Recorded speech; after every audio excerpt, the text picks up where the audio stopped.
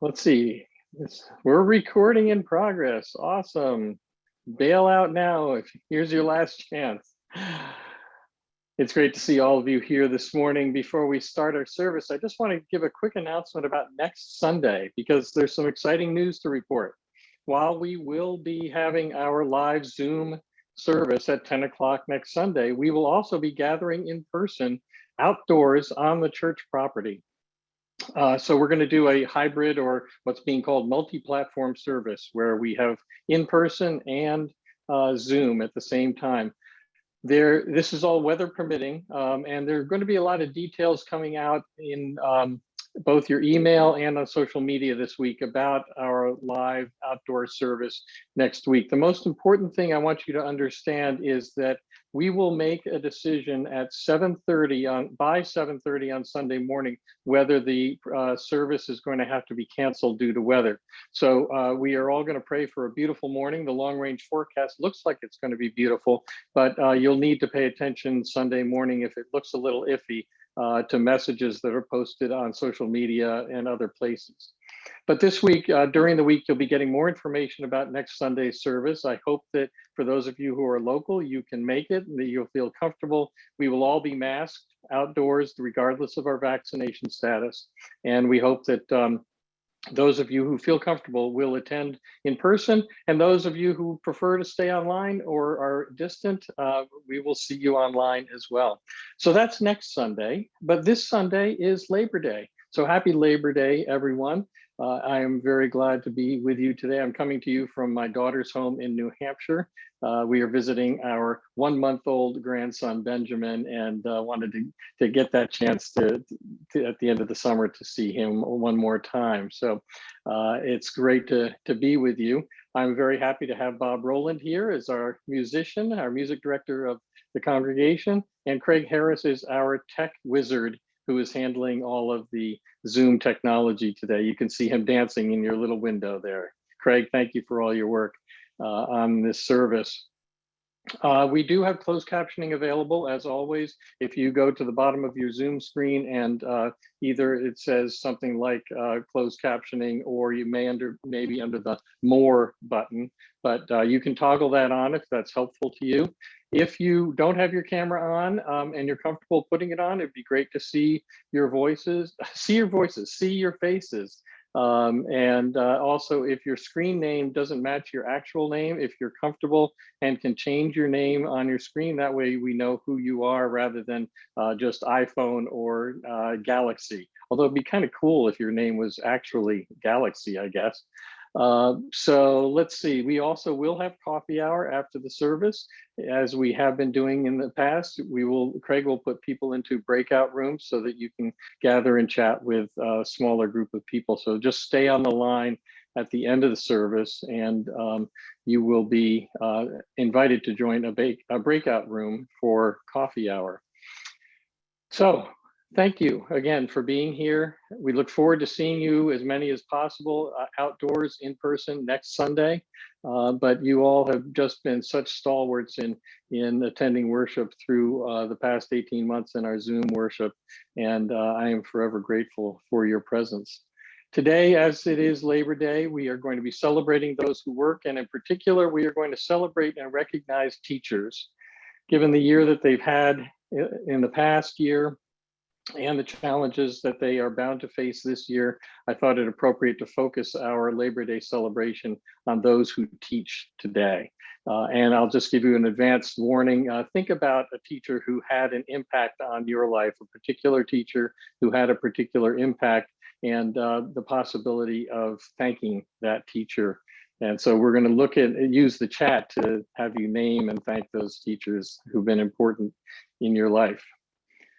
I think those are all the announcements. That was a lot to begin with. So let us begin our worship.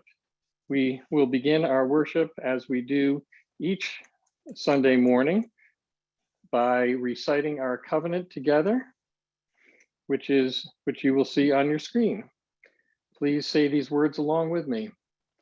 Enriched by our differences and joined together in our search for meaning, we covenant with ourselves and each other to seek truth in a spirit of love, to strive for justice, and to serve others with a joyful heart.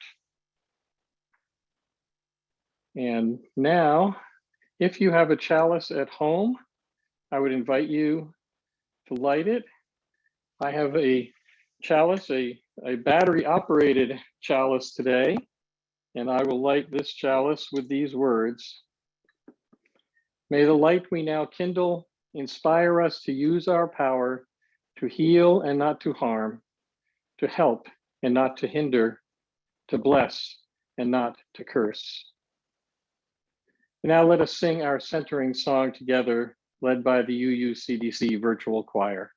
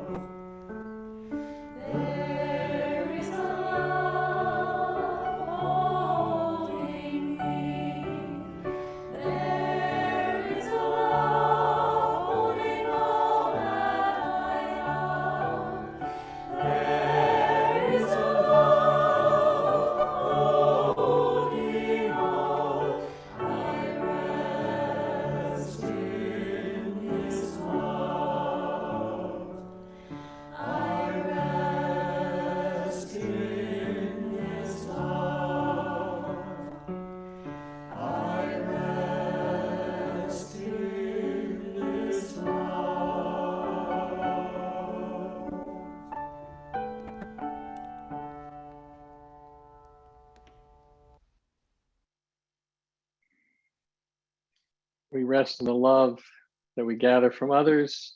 We rest in that greater love of which we are a part, which never leaves us. One of the ways that we rest in the love of one another is by sharing our joys and sorrows. We use the chat to share what's going on in our lives, those things that are lifting us up, as well as those things that are weighing us down. By sharing our joys, we help to buoy everyone's spirits. By sharing our sorrows, we remember that we do not bear them alone. So now I invite you to use the chat to share the joys and sorrows in your lives.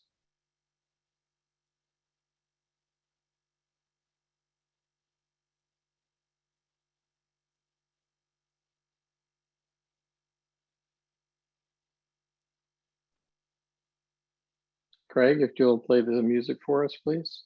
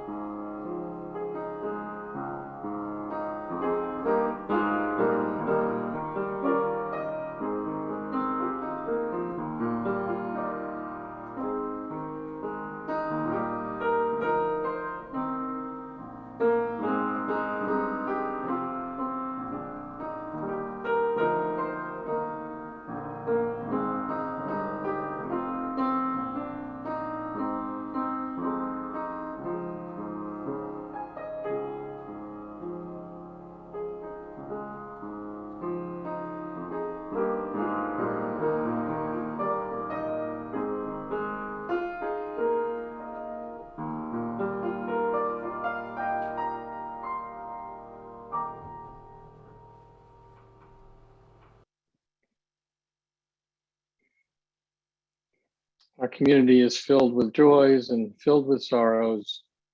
Let us reach out and figuratively hold one another today in this moment and in the days ahead.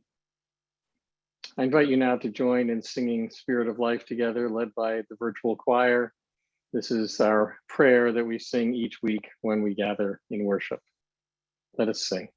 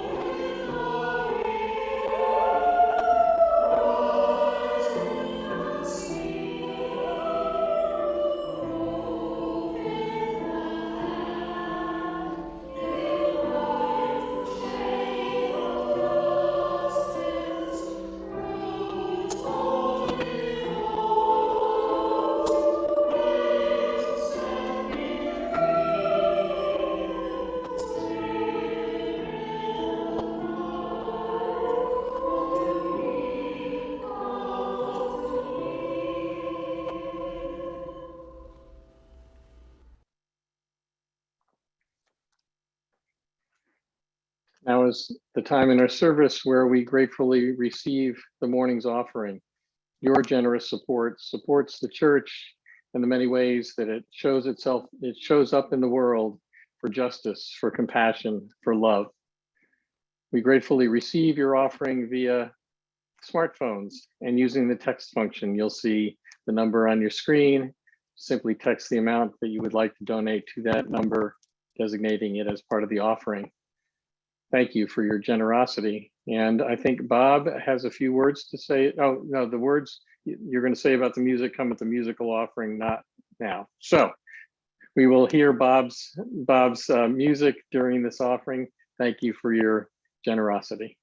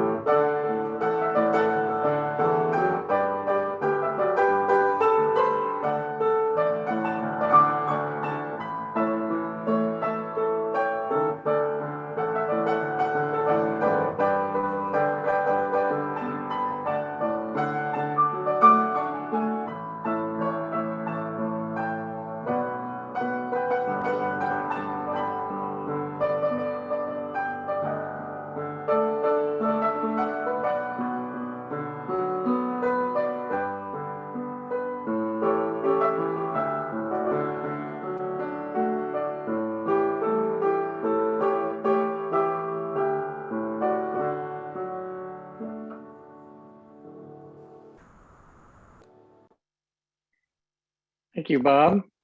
Thank you all for your generosity this morning in supporting the church. As I mentioned at the outset of the service, for this Labor Day, I want to focus our attention on teachers. And so here's a brief video that I wanted to play for you called Keepers of the Flame, a tribute to teachers.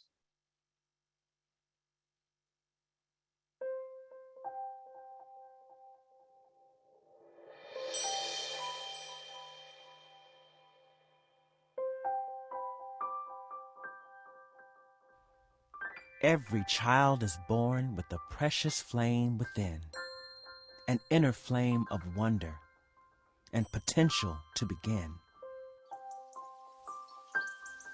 This inner light illuminates the path that lies ahead, igniting curiosity, keeping passions fed.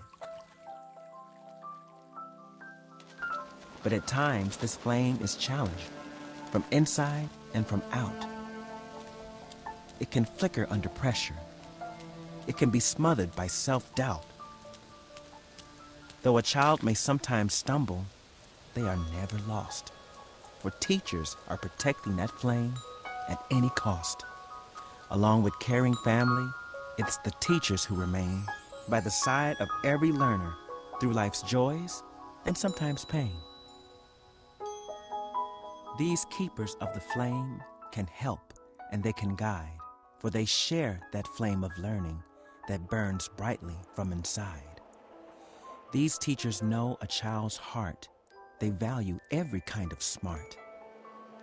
Teachers help each child to climb higher, further over time, and own their struggle on their quest to learn and live what they do best. Teachers celebrate the triumphs and give shelter in the storm to keep that guiding light steady, bright, and warm. And so, it's time to shine the light on them, these keepers of the flame. We thank them for their passion and we give them high acclaim for their knowledge and research, the science and the art that allows them to be stewards of the minds and of the heart. To improve our schools, we have a choice to listen to the teacher's voice, those many voices far and wide who protect each student's flame inside, with expertise to know what's right, to keep each spirit burning bright. So let's listen to our teachers as we imagine and design schools that keep all flames alight and allow every child to shine.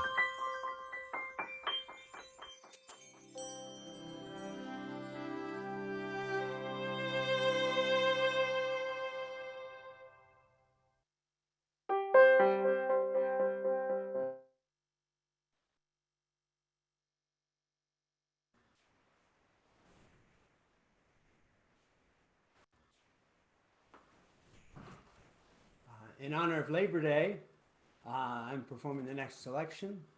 It's entitled Bread and Roses. The term bread and roses refers to the fair wages and quality of life issues that were of concern in the late 19th century women's movement.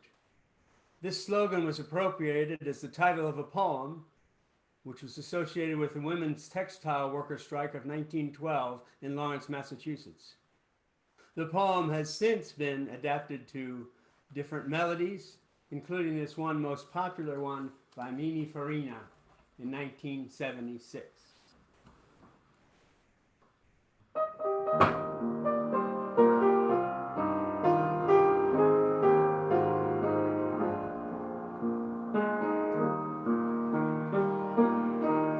As we go marching, marching for the beauty of the day, a million darkened kitchens, 1,000 mill lofts gray, are touched with all the radiance of a sudden sun discloses. For the people hear us singing, bread and roses, bread and roses.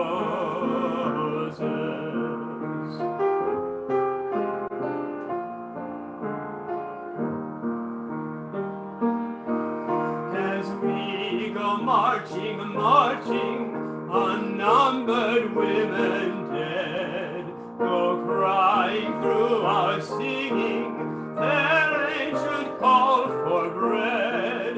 Small art and love and beauty, their once knew. Yes, it is the bread we fight for, but we fight for roses too.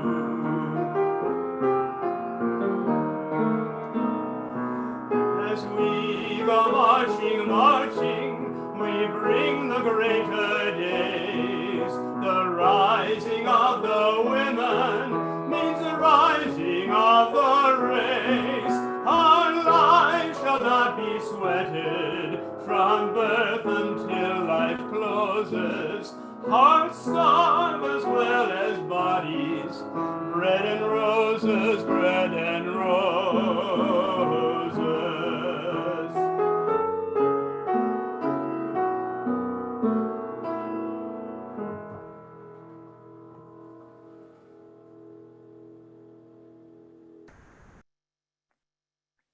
Thank you, Bob. That was wonderful.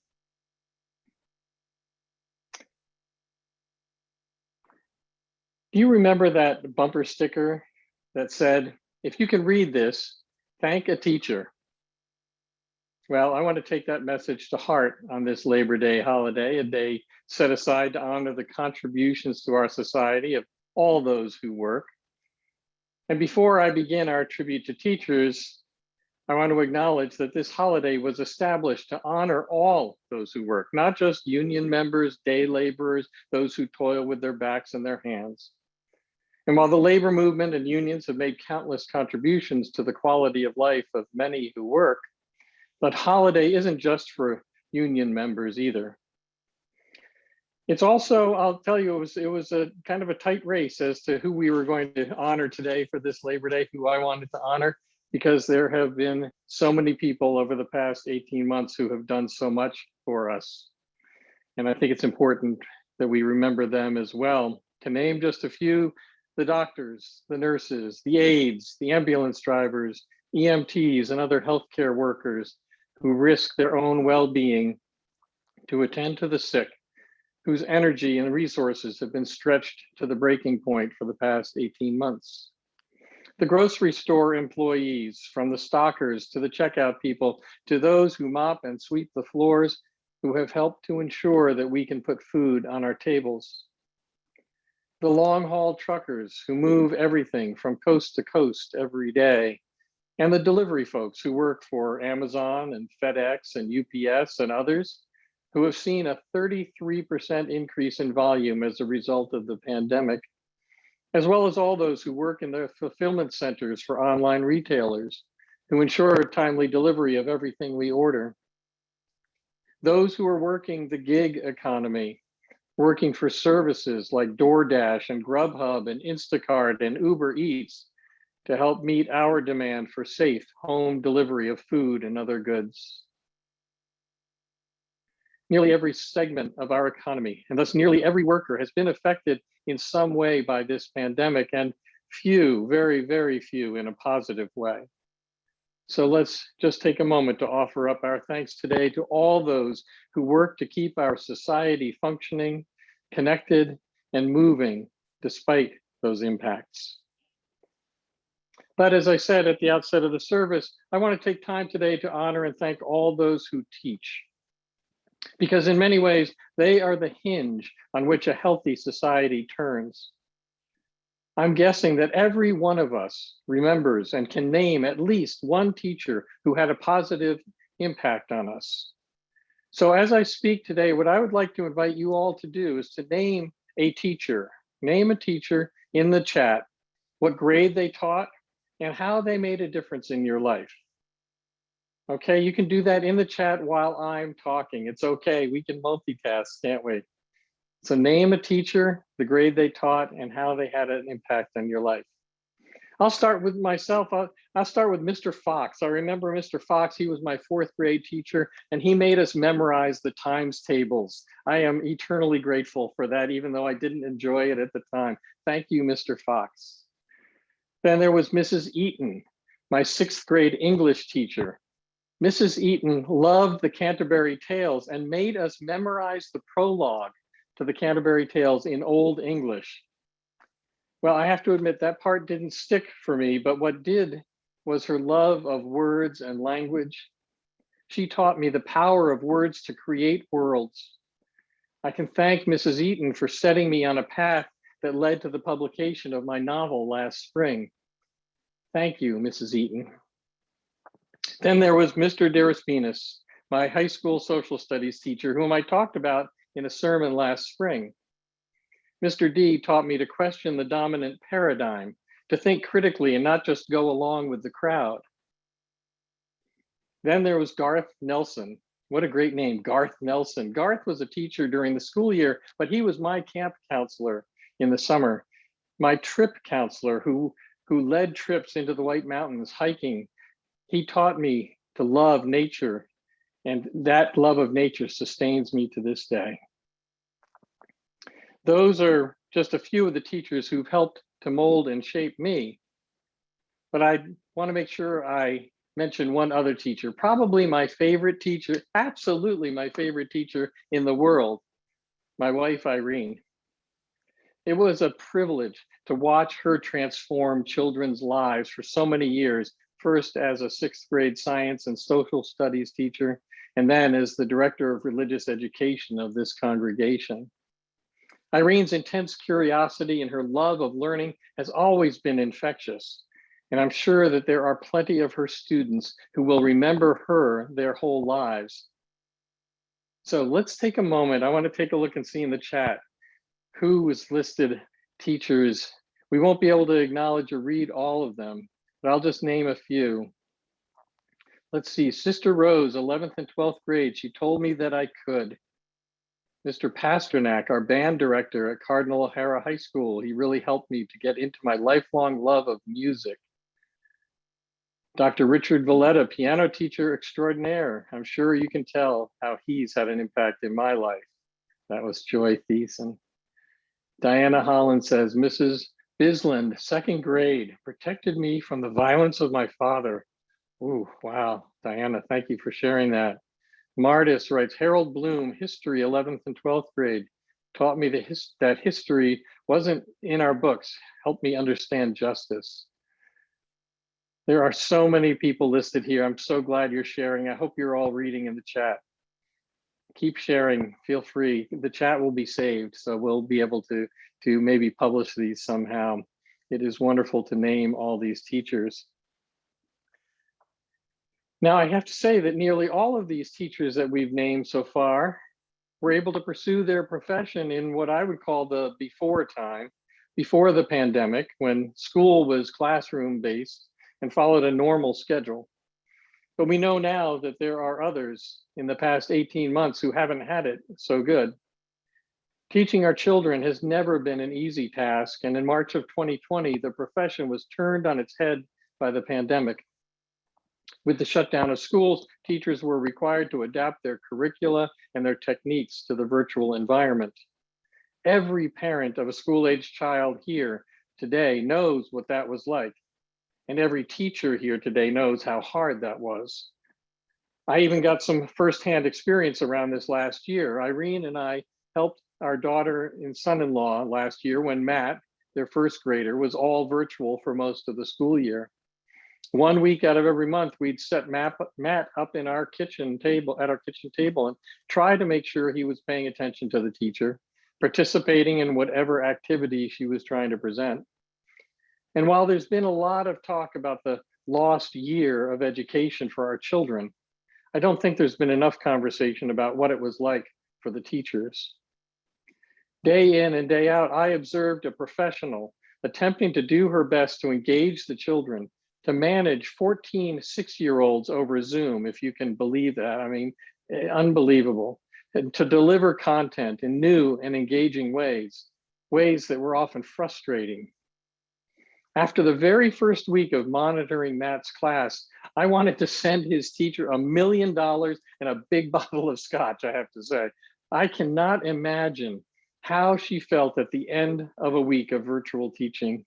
And I cannot imagine the fortitude it took to get up on Monday morning to start another week of it without any apparent end in sight. And I'm sure so many of our nation's 3 million teachers felt the same way. We're just beginning to see some data about the impact of the pandemic on teachers last year. In a report generated last spring toward the end of a nearly full year of remote teaching, 40% of teachers reported that they were considering retirement or changing jobs. 4 out of every 10 teachers.